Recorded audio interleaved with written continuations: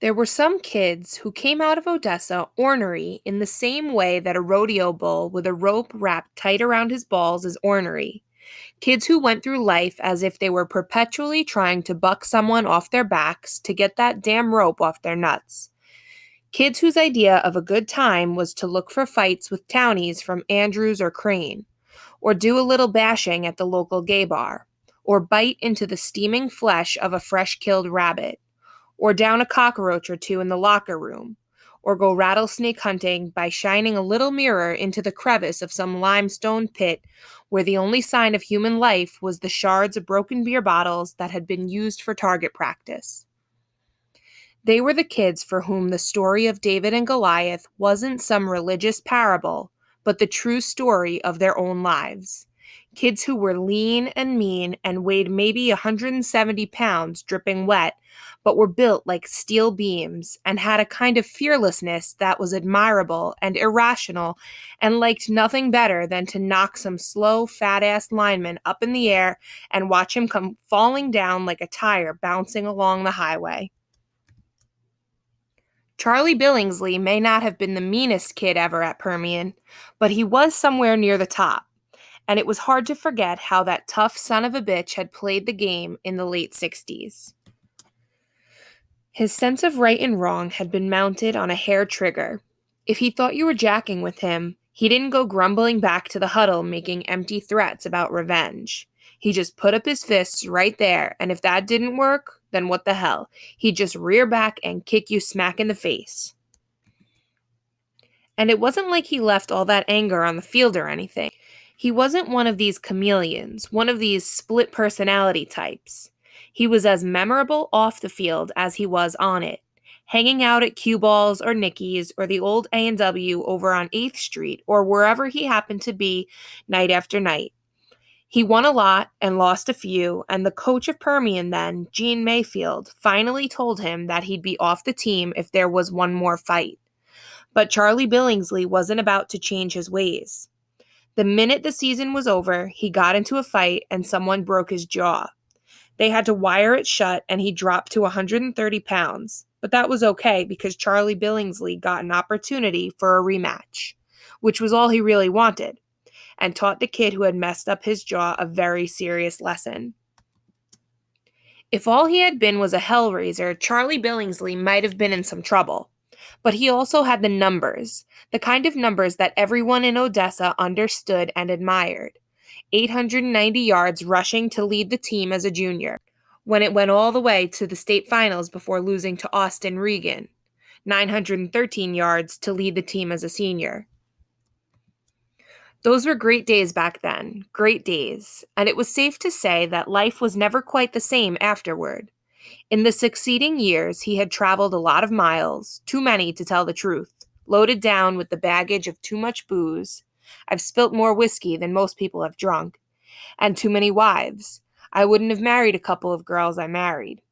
Still casting around for the proper fit 20 years out of high school. Still trying to find the way home. He had been recruited by Texas A&M, and as he recalled all of the false promises that were cooed into his ear, he couldn't help but give a little chuckle. He played for a few years, but one thing led to another, and Charlie Billingsley found out that life in college was a whole lot different from what it was in high school when it came to football. You were a whole lot more expendable in college, a hero one day and a broken down nobody the next. And if you didn't like it, no one really gave a crap because there was always a bunch of guys ready to replace you in a second. He transferred to a small school in Durant, Oklahoma. It was the worst mistake I made in my life, said Charlie Billingsley, looking back on it. Those inbred Okies, they didn't take kindly to the pros from Dover. A friend got shot in a bar one night, and he and some others beat up the assailant. Charlie Billingsley left school after that. He floated from one job to another, some of them good, some of them not so good. He was in the floor covering business in Houston, but high interest rates kind of put a damper on that. And then he sold casing pipe during the boom, and that worked out pretty great for a while. He made $40,000 the first year out when Houston, back in those days, was blowing gold. But then the bust set in after a couple of years, and Charlie moved back to Odessa. He helped start up a new bar in town that featured bull riding on Sunday afternoons. There was a ring in back, and kick-ass rock and roll acts, but a falling out with one of the partners put an end to Charlie's involvement in that. He started running another bar restaurant in town where, as he gently put it was hard to deal with drunks sober. He had also been through 2 marriages at that point, one to a girl from Odessa, the other to a girl from Houston, and then an unexpected element entered his life, his son Don. Don had been living up in Blanchard in Oklahoma with his mother. It was a quiet, sedate kind of place, and he was a star there, a starter on his varsity football team as a freshman. But Don, who spent part of every summer with Charlie, knew of Permian and of his dad's exploits there.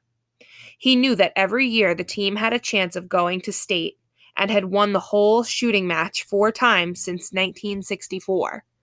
The more he heard, the more he realized how badly he wanted a piece of it.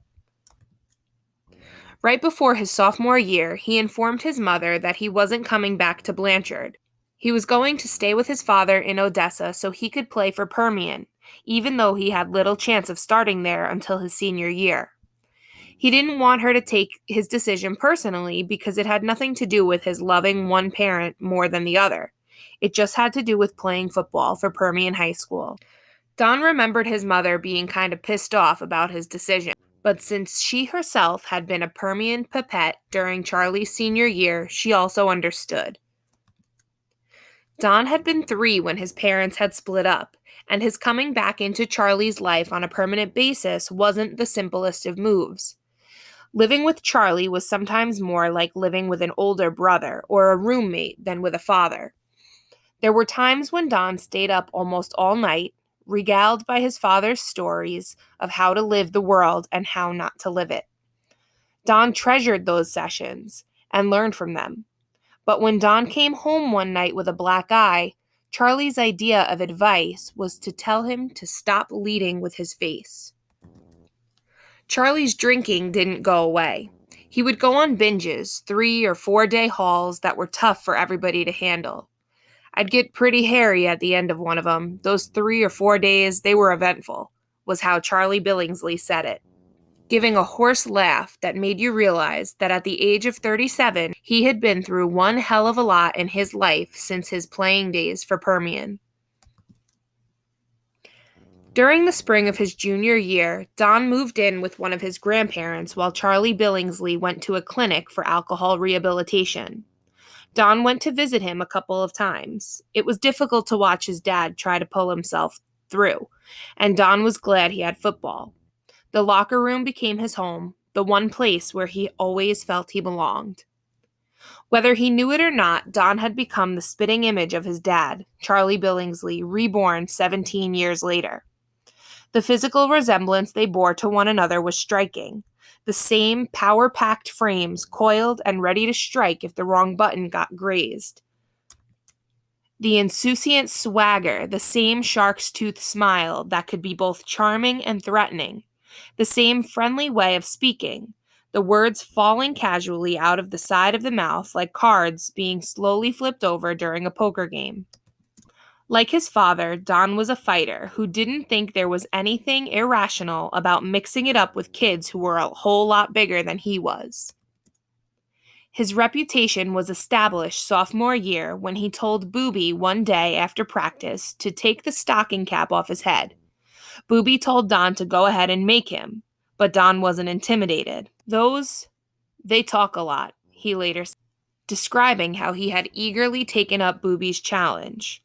Although he gave up about 5 inches and 40 pounds to Booby, he took him down easily and earned the admiration of many who had always thought Booby was too damn cocky for his own good. When Don had a few pops in him, which was frequently, he felt the urge to fight even more. He had taken his first drink in 5th grade, and by the time he was a senior, had built up quite a reputation for drinking. There was nothing exceptional about that in Odessa, where kids drank freely, often with the tacit blessing of their parents, who saw it as part of the macho mentality of the place. When Don went home from school for lunch, he sometimes raided the liquor cabinet. As a sophomore at Permian, he was found wandering around the Fieldhouse parking lot one day drunk. Customers at the various bars his father worked in were quick to buy him beer. Like his father, Don was also the starting tailback for Permian. Charlie Billingsley had been the most valuable offensive player in the district when he had played that position his senior year. He had left his mark on the program, even though it sometimes seemed he used his fists as much as his legs. But he had been one hell of a runner, tough as leather, hard-nosed, and people around town still remembered him for that as if it had happened yesterday. They always would. Until he went into the rehabilitation clinic, he admitted, he had been right on the edge, making things tough not only for himself but for Don. Their relationship, he knew, had been at the point of fracturing. But he was more in control now. He had settled down, and he had his son's football season to look forward to. As Charlie Billingsley said, I got him to live through, and that's something pretty special. After all, football was what had brought the two of them together in the first place, and it seemed destined to keep them together, at least for as long as the season lasted.